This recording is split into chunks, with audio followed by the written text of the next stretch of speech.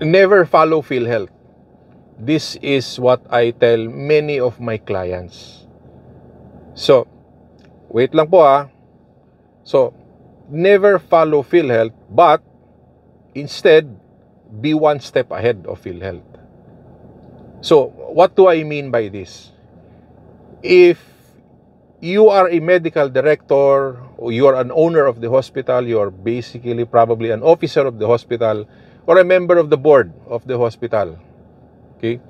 If you're very serious in making money from PhilHealth legally, okay, the best thing to do is you need to be one step ahead. Hindi ho pwedeng susunod-sunod lang kayo kay PhilHealth. Okay? So ang revenue ho, okay, will always be when you're one step ahead. So how do you do this? Okay? You need to know kung saan si PhilHealth papunta. You need to be ready kung saan si PhilHealth papunta. Hospitals who just keep on following PhilHealth by the butt, okay, sunod-sunuran ho kayo, you may probably have an income, but that's not enough. Compared to hospitals who's always one step ahead of PhilHealth, okay, that is where the money comes in. Now, ganito ho, anong point ko? DRG is basically coming. Okay? Kung hindi ho kayo handa sa DRG, magkakaproblema kayo. So, how is it that you need to become ahead dito sa DRG? So, if money is going a few steps ahead of PhilHealth, so how do you do that? Now, yung DRG ho, importante na maintindihan ninyo, hindi ho yan bago. 1970s pa ho yan. When we implemented all case rate, partial case rate, then we had all case rate, okay? Ang DRG kasama sa plano, but it never happened. Okay? So my logic here is that DRG is nothing new. DRG has been implemented in other countries decades way back. So, si PhilHealth ho, okay, they never or seldom invented anything. A lot of it is being copied and pasted lang and implemented nationwide. Kasi, they don't need to invent it. It's already there. Okay? Why waste the time of doing something new when they can actually duplicate something and make it better? Okay? There's nothing wrong, okay, doing that. So, ang point ko is ganito. Ano ba ang ginagawa ng ibang bansa sa DRG? So, novice hospitals, mga newbie, beginner, okay, or hospitals managed by not so, I call them non-visionary leaders. Ang goal ho sa hospital in terms of DRG is makakolekta lang. Submit the claim and then collect payment. Period, end. That's it. That is usually the common goal.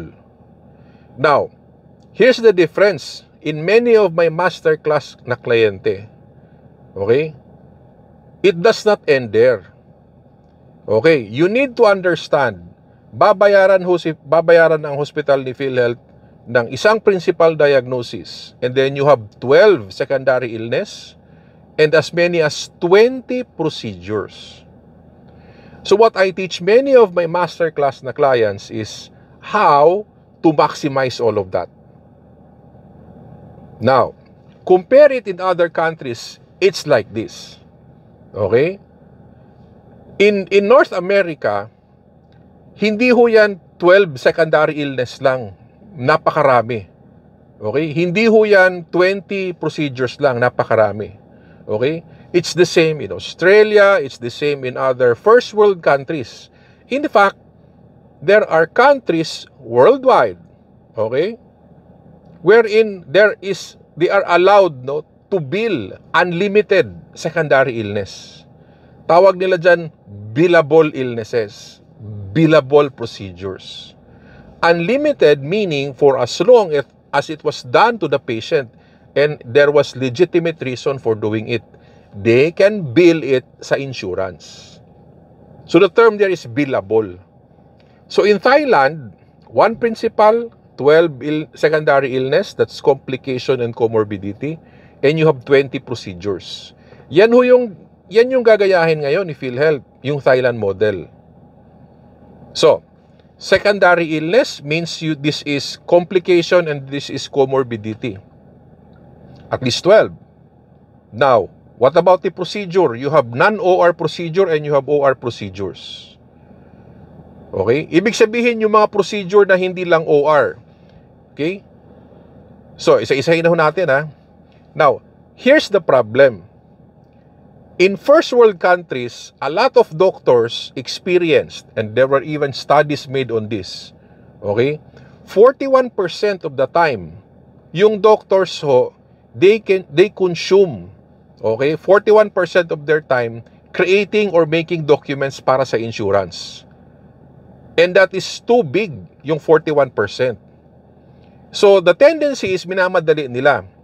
Ang problem ho ng hospital is this. It's always incomplete, it's inaccurate, and it's incorrect. There is no completeness. So, hindi ho nababayaran ng tama si hospital. Okay? So, kung unlimited illnesses yan, okay, iilan lang yung mga diagnosis na nasisingil. Procedures, iilan. They practically missed out so many things. So, what is the intervention that is being used in other countries? Okay? Kasi ang dami na ho nilang na-discover dahil they've been doing DRG for a decade or so, they discovered that it is not enough that you allow the doctors to do the documentation. Okay? There are certain people or there are certain processes that they do to guarantee completeness, okay, of the billable materials. So, the solution is this, CDI, meaning you have the clinical, okay, documentary improvement. Others will label this as CDI, clinical documentary integrity. So, ang goal ho sa CDI is this, okay? There is clarity, completeness, and consistency, okay, and readable of the documentation that is required in the medical record.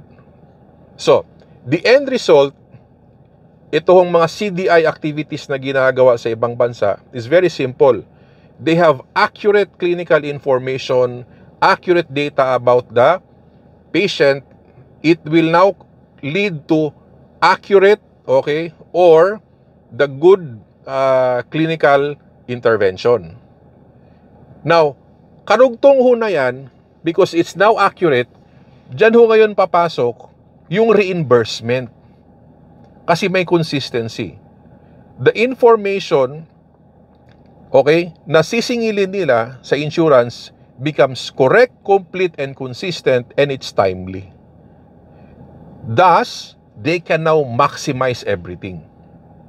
So, the CDI is basically a strategy that they add in, okay, in hospital operation where it creates, okay, accuracy sa documentation.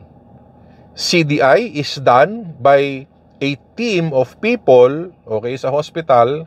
It composed of a doctor, a nurse, and coder, DRG coder. So, what is the implication here para sa inyo? Importante ho na maintindihan ninyo, okay, yung DRG na gagawin ni PhilHealth, okay, they are just being fair sa inyo. Kasi po, they want na mabayaran whatever resources na ginamit ninyo. So, nag-increase na sila ng 30% across the board. Inaayos na nila yung rational case rate. Medyo mataas na yung rate, okay? Now, the next thing is that they're going to implement DRG. May pera man or sila o wala, okay? That's their problem. Ang point here, there is opportunity for you guys to make money. So, the question is, can you make money out of it? So, that is a very big question. Now, CDI, okay, is done in so many ways. You don't need to duplicate what's being done in the US, in Australia, or probably even in some Asian countries. You can create your own CDI activities. Okay? So, in many of my masterclass clients, CDI activities is being crafted, okay, retrofitted for their facilities. Okay? So, wag niyo hong kalimutan, okay? There is a thing called CDI, Claim or Clinical Documentation Improvement. The goal is to maximize DRG reimbursement. This is Coach Doc Ben. See you the next session.